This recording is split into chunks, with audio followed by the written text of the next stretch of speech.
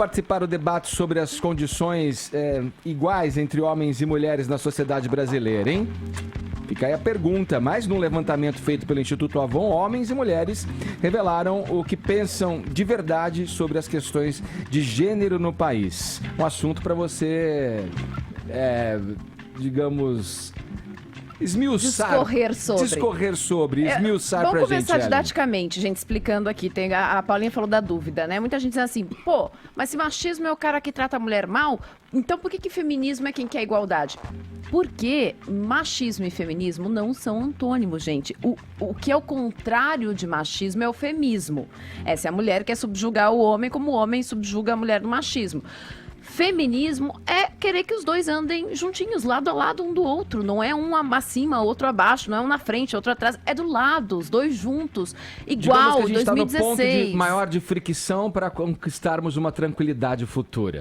E isso é um dos dados que o Instituto Avon liberou, é que assim, quanto mais as pessoas entendem o que é feminismo, quanto mais elas realmente sabem o que é, e não esse estereótipo, maior é a tendência delas serem favoráveis ao feminismo, entenderem a importância desse movimento ainda hoje, né? A ideia é que um dia a gente não precise mais disso, que tenhamos igualdade, mas ainda precisamos. Por quê? Porque 88% dos entrevistados pelo Instituto Avon reconhecem que homens e mulheres não têm o mesmo tratamento na nossa sociedade. Esse machismo é reconhecido por 79% das pessoas, mas quando a gente sai da teoria para a prática, né? Porque na teoria todo mundo diz assim, não, machismo é ruim e eu não quero. O que acontece? Quase 80% das pessoas entrevistadas disseram que só meteriam a colher na briga de marido e mulher se fosse um caso extremo. Se não, deixa lá no cantinho. 61% dos entrevistados disseram que se uma mulher, por exemplo, se deixa fotografar no momento íntimo e essa foto vaza depois, né? Ela também é responsável, mesmo que ela não tenha autorizado a divulgação da foto. E quase 30%, e isso é bem sério, quase 30% dos homens e mulheres ouvidos disseram que pode ser sim que num caso de estupro a vítima tenha alguma responsabilidade. E aí a gente está falando aqui de coisas extremas, mas no dia a dia, será que a gente faz, de alguma coisa que é machista e não percebe? Eu conversei então com a coordenadora de projetos do Instituto Avon, a Mafone Odara, e ela dá esse exemplo. Como é que a pesquisa trouxe isso no nosso dia a dia? Só que na prática, você tem dados, por exemplo, que dizem que o máximo que os homens deveriam fazer em casa é ajudar a mulher a cuidar dos filhos e da casa. Então, quer dizer, a responsabilidade sobre essa mudança não é minha, né? Porque se eu ajudo, esse processo, esse papel é da mulher. Quando a gente olha, por exemplo, nesses processos de educação, a gente percebe que quase metade dos homens afirma que não deixaria o filho brincar com uma boneca de jeito nenhum, porque boneca é brinquedo de menina. Então, se o processo é educação, como é que eu estou educando os meus filhos se eu não permito que o meu filho brinque de boneca? Quer dizer, a questão do cuidado continua sendo uma responsabilidade da mulher. Como é que eu vou deixar de ter atitudes machistas, e isso é uma coisa importante para o enfrentamento da violência, se eu não sou o ator e nem o exemplo?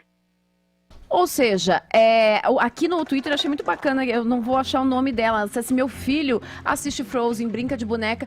Qual a questão em torno disso, gente? Porque desde criança você tem que entender que você é responsável, você não está ajudando sua mulher a cuidar dos filhos, você também é responsável, isso é exemplo. E aí, claro, o que eu perguntei pra ela tem como mudar? Essas pessoas que se identificam como machistas querem mudar e como elas mudam? A educação dos filhos no respeito às mulheres é fundamental para isso acontecer na visão dos homens.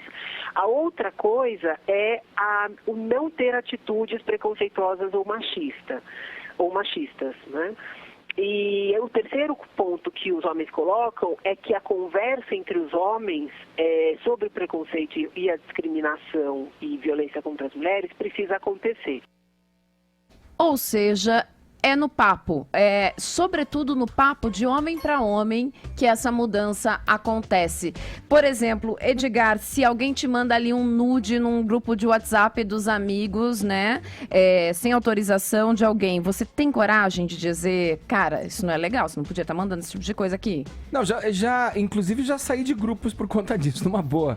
Porque tem grupos que têm um propósito, foram formados em cima de um propósito. Quando começa a desvirtuar, perde a razão de ser. Então aquilo pra mim é uma perda de tempo. Mesmo que você fale, mas você silencia, né? Ou tem WhatsApp. Mas você tá sendo consentindo, né? Você tá ali ligado àquilo de alguma maneira. Então eu já prefiro sair fora. Já aconteceu isso. E acho que com muita gente que tá me ouvindo agora. Aqui, a Kelly Marques, essa mãe maravilhosa, que ela me lembrou aqui no Twitter, que falei que deixa o filho brincar de boneco e tudo mais pra entender a responsabilidade. 43% dos homens disseram o quê, Edgar? Que pega mal reclamar de receber esse tipo de coisa no grupo de WhatsApp Pegar dos mal, amigos. reclamar? Mas que preocupação é essa? Pegar mal então, com quem? E é É isso troco que a do gente quê? tem que entender. É essa conversa. É eu não ser omisso. É quando eu ver esse tipo de coisa, eu dizer, cara, não é legal, não é por aí o caminho. E aí que a gente trabalha pra uma igualdade.